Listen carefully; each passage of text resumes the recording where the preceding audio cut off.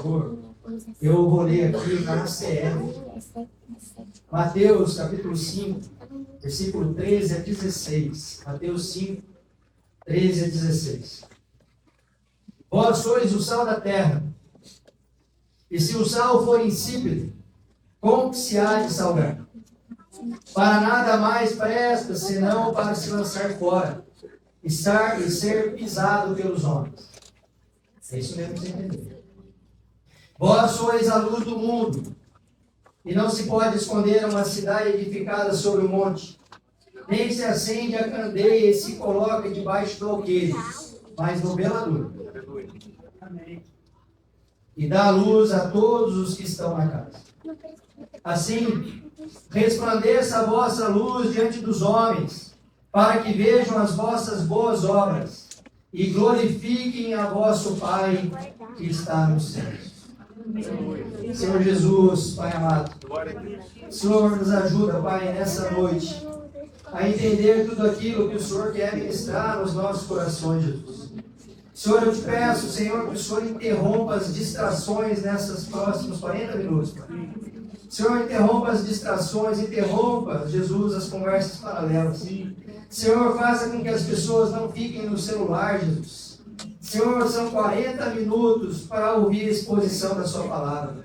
Senhor, nós podemos e devemos desconectar para ouvir aquilo que o Senhor deseja nos comunicar. É isso que eu te peço em nome de Jesus. Irmãos, eu estou muito incomodado e eu quero compartilhar isso com vocês, essa sessão aqui.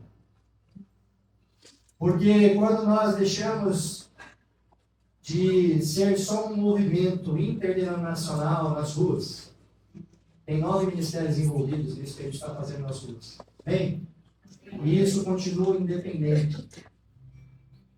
Alguns pastores de algumas dessas denominações impediram os seus membros de continuar fazendo esse trabalho. É isso mesmo que você ouviu. Homens que se dizem homens de Deus impediram suas ovelhas, que na realidade são ovelhas do Senhor, a continuar participando de algo para Deus, porque o pastor Temer agora tem uma igreja local. É triste, mas é verdade. Existe hoje, irmãos, uma tentativa crescente de empurrar a igreja para 2 extremos. Presta atenção nisso. Presta atenção. De um lado, há quem queira que a igreja se isole da sociedade. É aquela igreja que faz culto só da porta para dentro. Do outro, querem que ela se misture tanto com a sociedade que ela acaba perdendo a sua identidade. E é incrível que a Francine falou de identidade aqui. Mas Jesus não chamou a igreja para fugir do mundo, irmãos. Muito menos para se tornar igual ao mundo. Aleluia. Presta atenção aqui, tem gente distraída. Irmãos, nós somos chamados por Jesus para transformar o mundo. Amém. Existia uma tônica antiga, quase um ditado popular, que as pessoas diziam assim: olhe o que eu falo, mas não olhe o que eu faço. Não é isso? Sim. E quando a Francine fala de não colocar expectativa em homens, é porque nós sabemos que em algum momento um vai dar a canelada no outro. Aliás, a igreja é para isso, tá bom, irmãos? Se você está pedindo paciência para Deus, pode esperar que ela vai te mandar um chato. É assim que Deus trabalha. Nós não fomos feitos para andar isolados do mundo. Ao contrário. O problema é que muitos de nós, presta atenção nisso, esquecemos qual é o verdadeiro papel, o seu verdadeiro papel no plano de redenção da humanidade. Irmãos, Deus não precisa de nós. Se eu não me disponibilizasse em obediência a fazer algo que eu nem sabia como eu ia fazer, porque eu realmente não sei até hoje. Vocês acham que eu sei? Eu não sei, irmão. É pura graça do Espírito Santo. Aleluia. Eu não sei. Eu sempre converso com os meus amigos pastores que estão encampados nisso comigo. Eu falo, gente, sou menos preparado de todos vocês. Mas sabe qual é a verdade? É aí que a revelação vem. Porque a gente não se apoia no nosso próprio conhecimento, ou na nossa própria habilidade. A gente entra num estado de dependência do Espírito Santo. E para isso, nós não podemos estar preocupados com uma estética do culto. Ei, o culto é para Deus, irmão. Amém. Mas está calor, não tem lugar para sentar. Você sabia que tem cristãos nesse momento tomando tiro na cabeça porque não negam a sua fé? Você sabia que tem pastores fazendo o que você não faz, com fragmentos da Bíblia, porque não tem acesso à Bíblia? Você sabia disso? Amém. E aí, irmãos, alguns querem dominar a sociedade, enquanto outros cristãos querem agradar a sociedade. Mas o chamado bíblico é influenciar a sociedade. Nós não podemos atuar em extremos. Mas aí eu te pergunto, como que nós influenciamos a sociedade? Será que se eu pegar esse microfone aqui e começar com bons conselhos humanos, resolve alguma coisa? Irmãos, Aleluia. só isso aqui pode influenciar a sociedade. Enquanto tem pastores muito famosos querendo atualizar a Bíblia, nós precisamos entender que tudo que Deus está falando agora e vai falar, Ele já falou. Amém. Por isso que palavra profética que não tem embasamento bíblico é pior que capo de imundícia. Porque não tem fundamento. O que mais nós temos por aí, infelizmente, são igrejas que não pregam a palavra de Deus. São palavras de impulsionamento pessoal, é vitória, é conquista. Como bem falou o pastor Pedro, 2 sem receba 1000. Ei, não é loteria. Glória. Irmãos, nós precisamos entender que nós precisamos sempre nos voltar para a palavra. Nós não somos chamados por Deus para ocupar espaço somente. Nós somos chamados por Deus para manifestar a face de Cristo. Não tem nada a ver comigo, não tem nada a ver com o pastor Cristiano, não tem nada a ver com o pastor Eduardo, o nosso caso, não! Tem a ver com Cristo. Nós precisamos voltar à palavra de Deus. Sabe o que aconteceu com os 12? Com exceção de um. Foram mortos, decapitados, crucificados de cabeça para baixo. E aí tem um monte de seguidor de Cristo que quer ficar no bem bom. Irmãos, eu já vi pastor entrar numa conferência e porque estava muito quente foi embora. E aí, isso é algo que há muito tempo vem me incomodando. Porque bastante são essas separações feitas pelos homens em relação a placas de igreja. E graças a Deus por isso, irmãos. O meu irmão não tem essa característica. Glória a Deus. O apóstolo Hermínio incentiva a mesa com pastores de várias denominações. Ele sempre fala, nós precisamos colocar mais espaço à mesa. Além dos 150 e tantos rebanhos, que eu nem sei mais quantos são, tem quase 500 igrejas que caminham junto e não levam um número de tempo. E talvez você nem saiba, mas compartilham da mesma direção apostólica. E aí, nesse contexto, Deus preparou esse momento. E aqui nós estamos celebrando o início de algo que jamais foi visto na região. E eu posso te garantir, irmãos, isso não tem só a ver com o Taubaté, como já foi falado aqui. Nasce aqui no vale uma mesa. Aleluia. Uma mesa onde nós comeremos da palavra. Sabe, a palavra, irmãos, ela é chicote. Ela não é pudim. Não é manjar. Se você, quando lê a palavra de Deus, você não chora entendendo a miséria de homem que você é sem Jesus, você não entendeu absolutamente nada do Evangelho. Amém.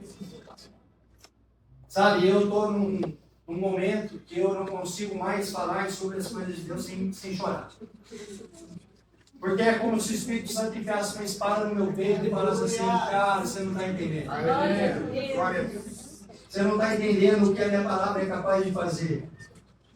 E eu quero que você entenda bem isso, porque nós não estamos aqui para dizer que somos melhores do que ninguém, porque não somos. Amém. Mas nós temos uma missão específica, uma visão específica, uma direção específica, e não vamos sair disso. Nós estamos preparados para pregar para auditórios vazios, mas a palavra de Deus vai ser pregada. Nós não estamos aqui para agradar homens, presta atenção nisso. E nem vamos traçar estratégias para encher cadeiras. É bom que todos entendam isso. Todos os pastores e a liderança, inclusive. Então vamos. O nosso papel é fazer o que Deus mandou, que é plantar. E agora quem vai regar e fazer crescer é o Espírito Santo. Amém. Então o reino estará sempre em primeiríssimo lugar. Jesus no centro de todas as coisas. Uma mesa posta para quem quiser se sentar nela. Independentemente de bandeira de igreja. Não importa a placa. Não importa a posição social. É uma igreja verdadeiramente feita para todos. Onde as pessoas chegarão da maneira como elas estão. Mas não permanecerão como chegaram. Porque o Evangelho será pregado e o Evangelho transforma a vida. Pergunta como é que eu sei disso. Pergunta aí alguém. Aconteceu comigo. Irmãos, eu sei Jesus. Não quero nem saber. Nós precisamos ter esse nível de consciência. E entender então qual é o papel do crente. É uma pergunta que eu faço para todos nós. O crente não nasceu, irmãos. O crente não virou crente para ser um representante da sua denominação. O crente foi alcançado por Deus para ser um representante do reino. Quem criou essa sistemática de placa foi o homem. Ou você viu Jesus fazendo acepção de pessoas? Ah, você é lá de outra congregação, então não vem aqui. Sabe, irmãos? 2 Coríntios, capítulo 5, versículo 20. Diz assim: portanto, somos embaixadores de Cristo. E Deus faz seu apelo por meio de nós. Por amor a Cristo, suplicamos, reconciliem-se com Deus. A palavra grega aqui para embaixador, irmãos, refere-se a alguém enviado oficialmente. Presta atenção nisso.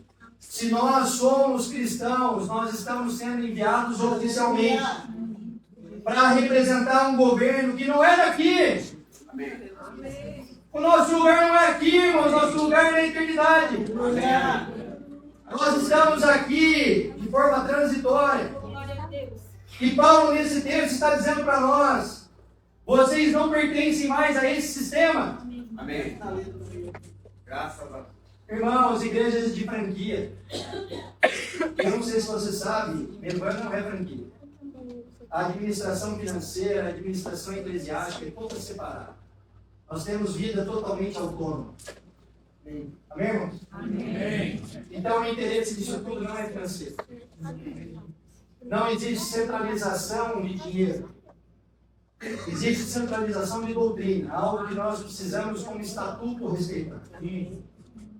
Então o nosso CPF ainda pode ser brasileiro, mas a nossa cidadania é celestial.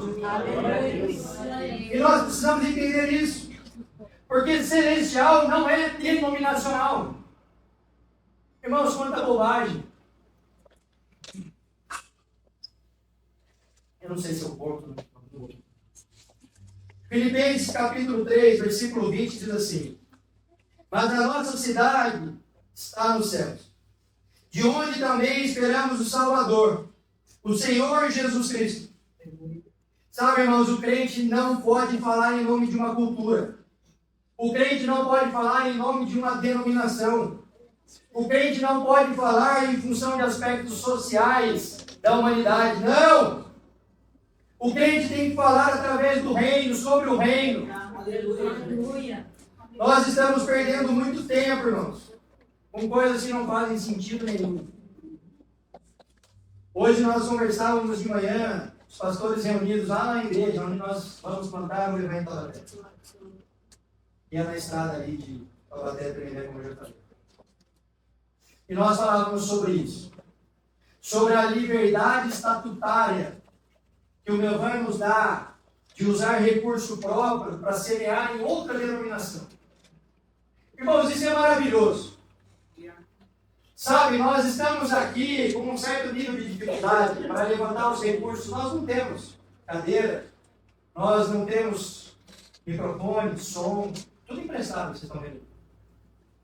Se as igrejas de Taubaté se mobilizassem e falassem assim, olha, o reino está sendo expandido na cidade, e nós vamos nos unir aqui e vamos viabilizar a estrutura como o reino de Taubaté.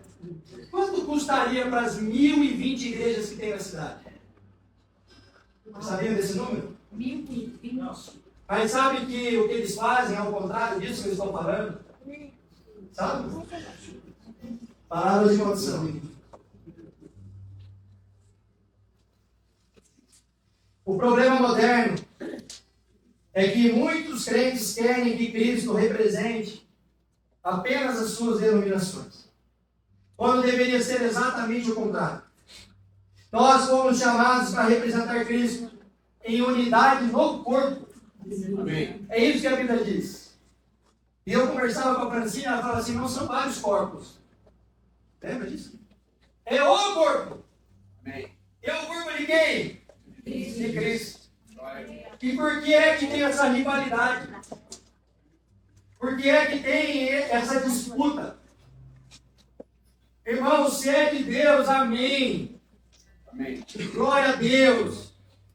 Se a palavra é pregada, e se existe o zelo da liderança em relação à administração do que Deus entregou na mão deles, amém. Não importa se é A ou B, nós somos um único corpo. Mas representar o reino, presta atenção, não significa apenas falar de Jesus para quem já é crente. Significa produzir impacto verdadeiro na sociedade. E sabe o que está acontecendo? Igrejas cheias de estrutura. Não está errado a estrutura, meus irmãos. Entenda o que eu estou falando aqui. Presta atenção, tem gente desperta. Não tem problema ter painel de LED. Não tem problema ter cadeira da melhor qualidade. Ar que gela no último grau. Não tem problema ter um prédio maior. O que não pode é tudo isso estar acontecendo e ter alguém dentro da sua igreja passando fome. Amém. Que evangelho é esse? Hipócritas. Aleluia. Ah, irmãos, nós precisamos entender isso. E a gente precisa se indignar com isso. E olha, eu estou impedido pelo meu pastor de falar de outra igreja. Mas nós vamos fazer uma igreja. Uma igreja de Atos. É isso que queima no nosso coração. E é isso que todas essas pessoas que Deus mandou para somar comigo têm no mesmo coração. Aleluia. Irmãos, nós estamos dispostos a ficar o tempo que for com coisas emprestadas. Mas nós não queremos ver um integrante da nossa igreja passando fome. E é exatamente por isso que Jesus usa essas duas figuras alegóricas no texto que a gente leu. Sal e luz. Porque o crente deve trabalhar, irmãos, para combater a decomposição moral da sociedade. Esse é o nosso papel. Não existe esse papo. Olha para o que eu falo, mas não olha para o que eu faço. Nós devemos sim ser exemplo. Todos nós que nos dizemos cristãos, presta atenção nisso. Irmãos, é difícil. Nós precisamos controlar essa nossa carne que grita. Quando a gente quer reagir mal a um insulto, quando na verdade nós precisamos dar a outra face. É difícil. Mateus 5, versículo 13 diz: vós sois o sal da terra. E se o sal for insípido, como se há de salgar? Presta atenção nisso, irmão. Para nada mais presta, senão para lançar fora e ser pisado pelos homens. No contexto do Antigo Testamento, o sal possuía três principais funções: preservar. Não tinha geladeira. Amém, irmão? O sal retardava a corrupção do alimento. E Jesus está dizendo para nós: vocês são o elemento que impede a decomposição das coisas. Amém. É isso que significa. Nós somos o sal que impede a decomposição moral das pessoas. De que forma? Irmãos, de conselhos humanos, o inferno está cheio. E aí, quando a igreja de Cristo se cala, essa corrupção avança, a mentira avança, a perversão avança, a injustiça avança. Não porque Deus perdeu o controle, mas porque o sal perdeu a influência que deveria exercer na sociedade. Presta atenção nisso. Nós não seremos ativistas religiosos. Não é sobre isso. Quando nós fazemos esses movimentos nas ruas, nós entregamos o pão, o alimento. Mas antes, a gente prega o evangelho. Porque não adianta trabalhar só no social, irmãos. Nós precisamos fazer com que a palavra de Deus chegue em ouvidos como ela nunca foi dita.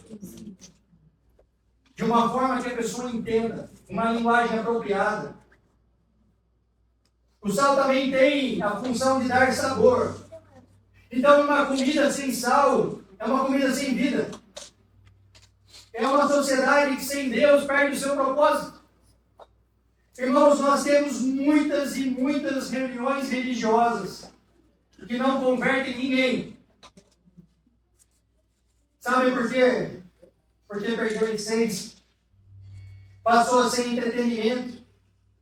Mas não possui sentido prático. Tem muita gente que dá muita informação sobre Deus. Mas o que a gente precisa, irmãos, não é ter informação sobre Deus. O que nós precisamos é provar de Deus. Provar e ver de que? Irmãos, é isso. Nós precisamos experimentar isso. Glória. Não é teologia que vai converter alguém. Tem muita gente que sabe tudo, mas não vive nada do que sabe. Aleluia. Não faz diferença na vida nem do vizinho. Aleluia. E aí se torna um obeso espiritual.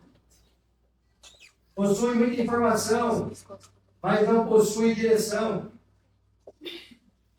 Irmãos, quem dá sentido à vida é Cristo.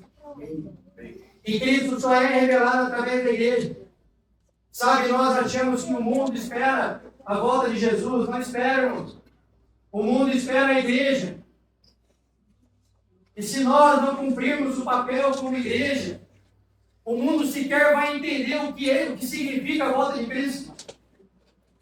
E o que mais o sal representa? Ele representa a função de gerar sede. Quanto mais sal se consome, mais sede se tem. E aí a nossa vida deveria gerar perguntas. Sabe, as pessoas que não conhecem Jesus, ao olhar para nós, deveriam se perguntar: por que é que vocês têm paz em meio ao caos? Por que que vocês permanecem firmes na fé diante de tanta dificuldade? Por que é que vocês têm um casamento de mais de 20 anos? Hoje não é comum isso. Aleluia. Nós deveríamos gerar na cabeça dessas pessoas que não conhecem Jesus questionamentos. Por que é que você não vive como todo mundo? Irmãos, se nós não gerarmos essas perguntas nos ímpios, nós não estamos manifestando a luz de Cristo. E aí a gente vai cair em algo que Deus abomina. Nós seremos como o sepulcro caiado. A gente tem uma aparência, a gente tem uma forma, mas por dentro nós não temos conteúdo. A nossa vida deve despertar, presta atenção nisso. A nossa vida deve despertar o interesse por Deus. As pessoas precisam olhar para nós e nos olhar com um olhar curioso. Falar assim, mas não faz sentido. Olha o que esse cara está passando e ele continua dando glória a Deus. Você está disposto a entrar nesse lugar? Deixa eu te avisar, vai doer. Vai custar. Mas é necessário para a gente revelar a verdade. Por isso que Jesus fala sobre luz. O crente tem o papel de iluminar as trevas. Mateus capítulo 5, versículo 14 diz: vós sois a luz do mundo, e não se pode esconder uma cidade edificada sobre um monte. Observe, Jesus não disse: vocês carregam uma luz. Presta atenção aqui, pelo amor de Deus. Presta atenção nisso. Jesus não disse que nós carregamos a luz. Jesus disse: nós somos a luz. Irmãos, nós precisamos resplandecer a presença de Cristo. Sabe, eu conheço homens e mulheres de Deus. Quando nós chegamos perto, nós sentimos a presença. Tem essa experiência? Você não consegue ficar perto dessa pessoa sem ficar com sensações físicas de arrepio, de calor, de tremor. De tanta entrega, de tanta devoção. E por que isso acontece? Porque Cristo vive nessa pessoa. E é isso que nós devemos buscar. Em João capítulo 8, versículo 2 diz: falou-lhes, pois, Jesus outra vez, dizendo: eu sou a luz do mundo. Quem me segue não andará em trevas, mas terá a luz da vida. Irmãos, Jesus é a luz. E nós somos o reflexo dessa luz, porque Ele habita em nós. Se nós não temos vivido assim, tem algo errado com o nosso cristianismo. Assim como a luz, como a lua não possui luz própria, somos nós. Nós não possuímos uma luz própria, mas nós refletimos a luz de Cristo. E a luz tem funções assim como o sal. A luz, ela revela, ela expõe tudo aquilo que estava escondido. A luz, ela também guia, ela orienta, ela expõe aquilo que estava escondido. Ela mostra a direção. Irmãos, a luz confronta. Presta atenção nisso. Trevas e luz não coexistem. Irmãos, quando nós chegamos no Palito da Praça, há 2 anos e 4 meses atrás, havia um tráfego intenso naquele local. Intenso. Carros parando a todo momento, traficantes indo e vindo. E quando eu cheguei com aquela meia dúzia de banquinhos de plástico, uma Bíblia na mão, rapidamente veio um traficante me confrontar. Só que eu não sei se você sabe, não sou muito amistoso para esse tipo de coisa. E aí eu respondi à altura. Mas eu sei que não tem nada a ver comigo. Ele se intimidou por aquilo que eu estava carregando. E hoje, já faz 2 anos e 4 meses que não tem tráfego para segunda-feira. Ele, inclusive, disse para mim: olha, pastor, então, já que o senhor vem aí segundas-feiras, a gente vai parar na convência segunda-feira. Sabe o meu desejo, irmão? É que nós ocupemos as ruas de Talavera. Para que não tenha tráfego em nenhum dia da semana, nenhum dia de tráfego. E para o que falta para isso acontecer? Falta você levantar a sua mão e dizer: vem aqui, irmão. Onde a luz chega, as trevas precisam recuar. Aleluia. Sabe, a igreja não foi chamada para negociar com as trevas. A igreja foi chamada para dissipá-las. O que nós temos visto? Púlpitos, que ao invés de serem altar, são palcos. E aí nós estamos pegando todo tipo de elemento do mundo e levando para dentro da igreja. Para que a gente entre num aspecto de convencimento humano. Deixa eu te falar, não é isso que Deus manda a gente fazer. Hebreus fala que é o Espírito Santo que convence do pecado, da justiça e do juízo. Ele não precisa da nossa estratégia. Nós só precisamos pregar isso aqui, ó. Esse é o nosso papel, irmãos. Vocês conhecem a grande comissão da Bíblia, Mateus 28, 18. As últimas palavras de Jesus antes de voltar ao céu, depois de ressuscitar. Você acha que é importante, não? E o que ele fala? Ide. Pregai o evangelho de todas as nações. Batizando em nome do Pai, do Filho e do Espírito Santo. E aí nós estamos o quê? Sentados na cadeira da igreja, confortáveis, preocupados com um louvor que não foi do agrado. Ei! O louvor é para Deus! Glória!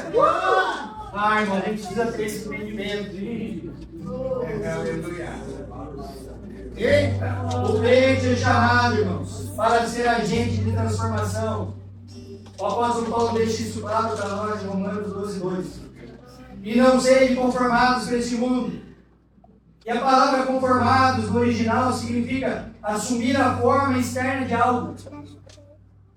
Nós não somos chamados para nos adaptar àquilo que está externo. Não é o nosso chamado, irmão. Nós não podemos assumir o molde desse século. É isso. Eu sei, irmãos, que essa não é uma pregação que te ajuda. Mas deixa eu te contar um segredo. Aleluia!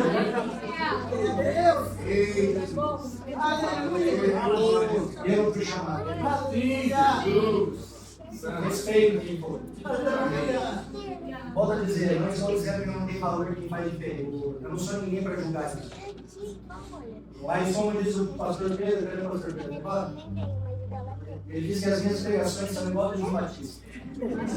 Glória a Deus! O mundo, irmãos, não pode definir quem somos. É Cristo quem define. Eu, quando vou pregar nos cuidados terapêuticos, eu falo para aqueles homens.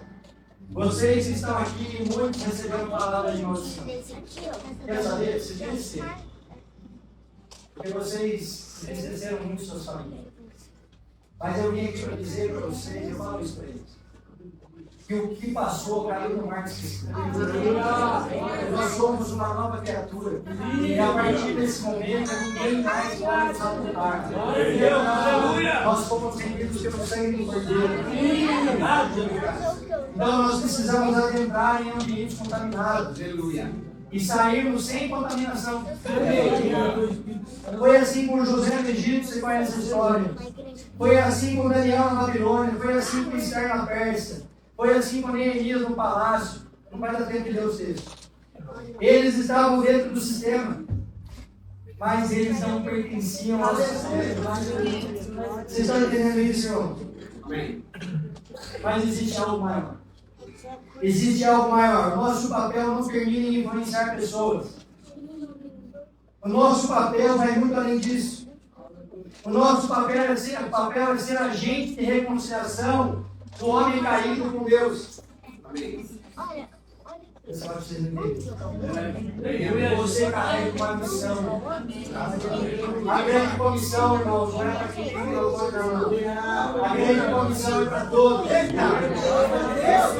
Se você conhece a verdade, se o Espírito Santo habita em você, eu te convido, vai lá no meio do caos e resgata.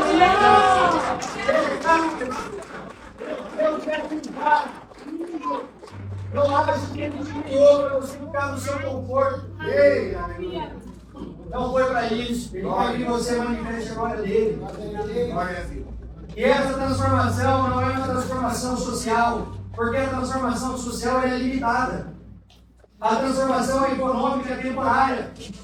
Tudo isso faz parte, é legítimo e devemos fazer e ajudar. Amém? Amém. Mas o nosso papel é a transformação produzida pela palavra. Amém. Essa transformação que transformou homens como Saulo, perseguidor de cristãos, num homem que escreveu 80% do Novo Testamento. É aquele homem que não está no momento que ficaram discutindo quem era, ele era preso. Ele falou, opa, peraí, eu sou preso de Cristo. Não sei se você está preparado para isso. Só a transformação produzida pelo Evangelho, irmãos, é eterna. E nós temos essa missão de Marcos 16:15. Ir por todo mundo e pregar o Evangelho a toda criatura. Então a nossa missão não é política, não é econômica, não é cultural, não é social. Tudo isso faz parte, é consequência, está tudo bem. Mas a nossa missão principal é ser agente de transformação na vida do homem caído. Irmãos, como pode que eles creiam se não há quem pregue? Vocês não acreditam nisso, mas está acontecendo nesse momento na cidade da Terra. Pessoas sendo impedidas de frequentar cultos. Sabem disso? Irmãos, quando o nosso coração muda, a família muda. E se você não acredita em mim, pergunta para minha esposa. O casamento que nós tínhamos antes e o casamento que nós temos hoje. Quando a família muda, a sociedade muda. Quando a sociedade muda, a nação muda. O reino sempre começa, irmão. Sabe por quê? Na nossa coragem. Porque quando Deus me chamou, não era pastor. Eu não precisei ser reconhecido por homens para fazer algo de Deus. E o mesmo acontece com muitos. Olha aqui, estão esperando que o seu líder levante. Não! Deus levantou! Vai, irmão. Olha, o mundo não precisa de mais uma igreja que seja popular aos olhos humanos. O mundo precisa de uma igreja mais parecida com o plano de Jesus. Nós não precisamos de mais influência humana, cultos bem produzidos, não. A sociedade não será transformada por discursos. Será transformada por homens e mulheres cheios do Espírito Santo. E o nosso papel verdadeiro, como quem crê em Jesus, é representar o reino e conservar valores bíblicos. Não fazer do altar um palco. E aí nós teremos agentes de reconciliação com Deus. Obrigado, Senhor. Irmãos, quando você usa o sal, você precisa perguntar para ele se ele quer salgar a sua vida. Não. Por que será que Jesus falou que nós somos sal da terra e luz do mundo? Aleluia. Por que será, irmão? Porque você também precisa perguntar para a luz se ela deseja iluminar. Você está entendendo isso? E eu sei que o Espírito Santo está entre nós. Essa é a nossa natureza. Carregar aquilo que Jesus carrega. E aí a pergunta dessa noite é: nós estamos cumprindo o propósito para o qual Deus nos colocou nesse mundo? Estamos, irmão? Faça essa pergunta sincera para você. Ou será que você se tornou um sal sem sabor? Porque o seu líder te magoaram, irmãos, que evangelho incenso. Se você não está podendo produzir dentro da sua igreja, ou você sai de lá, ou você faz na sua casa, ou você faz na sua calçada. Tem muita gente disputando o público, tem hospitais para serem atingidos, tem orfanatos para serem atingidos, asilos. Irmãos, nós temos muitas causas em Taubaté. Para criar por posição. Nós não precisamos. Quando nós estamos debaixo de uma direção de Deus e dizemos: eis aqui, Senhor, no momento certo, se Deus quiser, Ele nos levanta. Deixa eu contar algo. Se Deus quiser te escolher, nem acha. Mas se Ele quiser te mostrar, ninguém te escolhe. Irmãos, eu tenho vivido isso. Eu tenho vivido isso na prática. Coisas inimagináveis em Deus.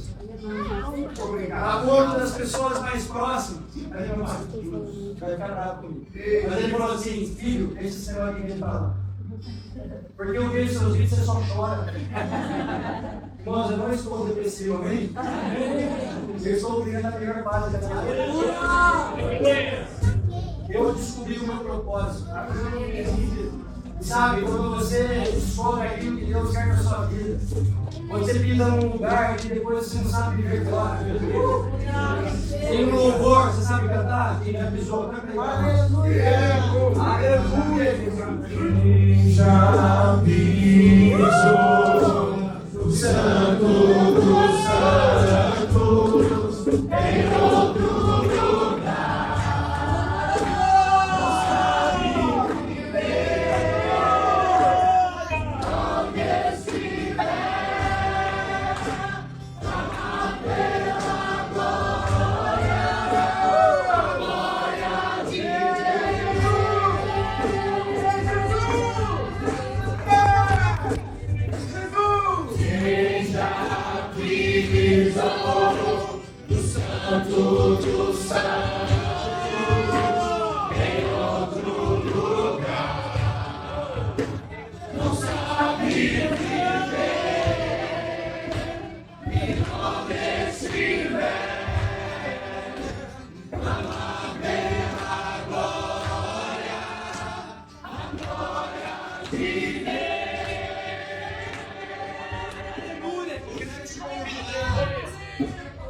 Você afastar a sua cadeira e se jogar no chão. Nós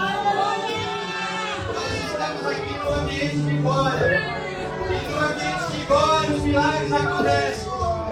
Deixa o Espírito Santo falar com você, irmão. Em nome de Jesus. Aleluia!